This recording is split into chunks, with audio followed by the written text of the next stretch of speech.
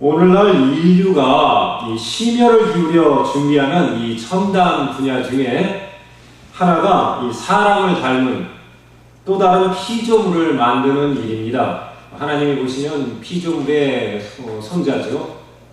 하나님이 만든 인간이 또 만든 피조물이니, 즉 이를 소위 말하는 그 로봇을 만드는 일입니다. 제가 이 어렸을 때 공상과학 소설 SF에서나 볼만한 내용이 지금은 상당 부분 실현되고 있다고 합니다. 그런데 이 로봇 공학 분야에서 제일 골치 아픈 일이 하나 있는데, 다름 아닌 사람의 정서를 흉내내는 것이라고 합니다. 사람의 정서를 공유하는 이 로봇을 만든다는 발상 자체가 대단히 도발적인 발상이기도 합니다. 그도 그럴 것이, 사실 사람의 정서가 그동안 상당히 홀대를 받았던 분야이기 때문입니다. 요사이 세상살이가 좀 복잡해지며 온갖 문제들이 꼬이자 사람들은 전통적으로 인간을 구성하는 이 세 가지 부분, 즉 지, 정, 의, 이 세 가지 중에서 정서에 이제 매달리기 시작하는 거죠. 인간의 지성과 의지를 열심히 키우고 줄다름질 왔는데 왠지 언제부터인가 여기저기서 문제가 불거지기 시작한 겁니다. 그리고 일이 잘 안 풀리기 시작한 거죠. 그래서 요즘은 이 정서가 사실인즉 이 인간의 지성과 의지를 알게 모르게 그렇게 통제하는, 즉 제어하는 기능을 갖고 있다는 것들을 이제 연구하고 깨닫게 되었다고 합니다. 우리 인간이 여러분 하나님을 닮은 유일한 이 땅의 피조물입니다. 우리에게는 하나님이 친히 자신의 형상을 심어 놓으시고 더불어 정서라는 아주 고귀한 기능을 허락하셨습니다. 정서는 하나님께서 우리에게 주신 선물입니다. 그런데 인류가 지적으로 급속히 개발되고 또한 담대해지면서, 의지적으로 담대해지면서 이 정서적인 측면들을 오히려 거추장스럽게 여기게까지 되었다는 것입니다. 심지어 오늘 교회마다 열심히 하고 있는 제자 훈련의 내용을 들여다보면 지성과 의지적 측면의 훈련의 대부분을 할애하고 있습니다. 정서를 훈련하는 일은 아주 드물죠. 이러한 모습은 이 전도용 신자를 양산하는 것이 바로 오늘의 제자 훈련의 목적이기 때문에 그렇습니다. 즉 제자 훈련은 예수를 있는 그대로 담는 것이 그 본 목적인데, 지금은 이것이 왜곡이 돼서 전도용 성도를 기르는 용도로 변질이 된 겁니다. 그러니 교회를 아무리 오래 나가도 정서적으로 어린아이나 청소년 수준에 머무를 수밖에 없는 거죠. 여러분, 이 우리의 정서도 성장해야 합니다. 이 잘 돌보고 성장토록 그렇게 관리해야 하는 중요한 부분입니다. 그래서 오늘 저와 여러분 이에 대해서 한번 고민해보는 기회를 갖도록 하겠습니다. 오늘도 지지난주에 이어 세 번째로 동일 본문을 갖고 이 말씀을 나눕니다. 저도 이런 짧은 본문으로 이렇게 시리즈 설교를 하는 경험이 생소합니다. 사실 이 본문이 매주 강조했습니다만 매우 독특한 내용이긴 합니다. 복음서에서 드물게 예수님의 인성적인 측면, 즉 그것도 유년기의 성장에서부터 그 인간 예수의 성장을 묘사하기 때문입니다. 교회사를 보면 한때 인간 예수의 모습을 부정하는 이 가열설, 이 나스티즘이라는 것이 일어난 때가 있었습니다. 그래서 이러한 이단이 교회를 어수선하게 했던 시절이 있었죠. 즉 예수님이 실제 육신을 입은 것이 아니라 일종의 환영에 불과했다는 설입니다. 이로 인해 이 고대 교회에 꽤 휴유증이 심각했습니다.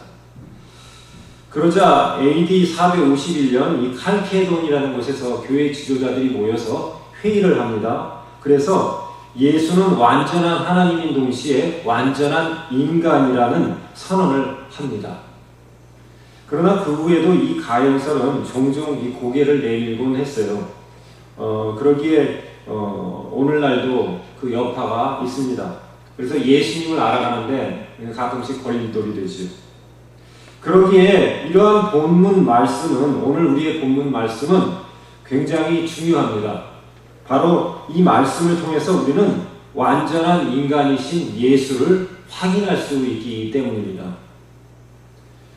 그리고 또한 메시아로서의 사역을 감당하기 위한 준비의 과정으로서 성장하시는 예수님의 모습을 우리는 상상해 볼 수가 있습니다. 메시아로서 사역을 감당하는 그 모습과 더불어 인간적으로, 지적으로, 육체적으로, 또 영적으로, 그리고 사회적이며 정서적으로 두루두루 그렇게 조화로운 전인격적인 성숙의 모습을 우리는 예수 그리스도의 성장하는 모습을 통해서 헤아려 볼 수 있는 겁니다. 저희가 이 시리즈 첫 주에는 예수 그리스도의 지적이며 그 육체적인 성장에 대하여 그 의미를 생각해 보았습니다. 그리고 지난주에는 영적인 성장에 대해서도 같이 성찰해 보았죠. 그리고 오늘은 이제 그 시리즈 마지막 세 번째로 정서적, 사회적 성장에 대하여 함께 나누어 보고자 합니다.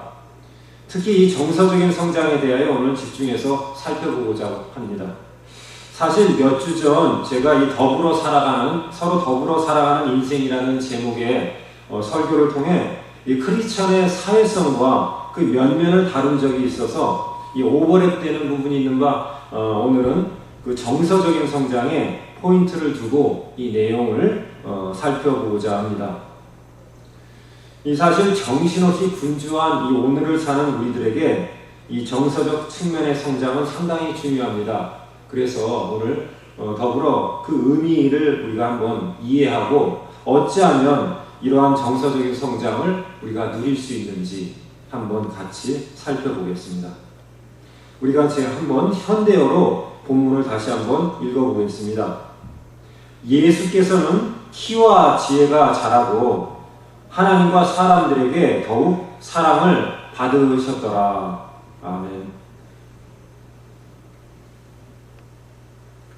여러분, 일반적으로 이 정서라는 말은 감정, 감성과 거의 유사한 의미로 그렇게 표현이 됩니다. 그래서 영어에 보면은 그 emotion이나 또는 feeling 또는 affective 등 같은 그런 단어들이 있는데 이것도 역시 의미상 큰 차이 없이 서로 유사하게 쓰인다고 합니다.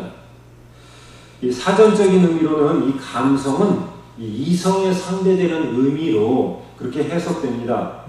그러다 보니 이 지성과는 또는 이 의지와는 이 상대적인 의미로 이 감성이 많이 사람들에게 받아들여집니다.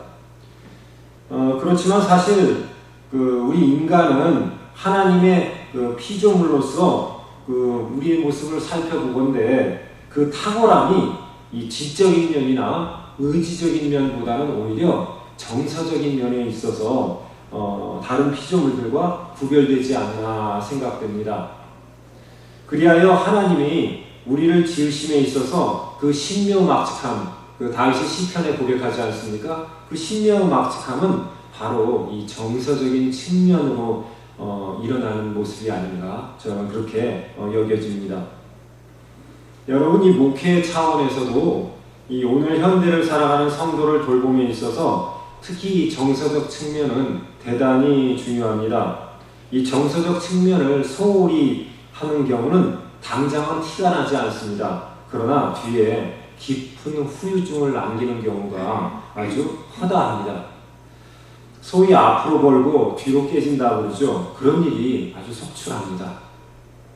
그래서 헨리 나우엔 같은 사람은 그의 첫 상처 입은 치유자라는 책에 현대 목회자의 자질로서 이 사람들의 내면에서 일어나는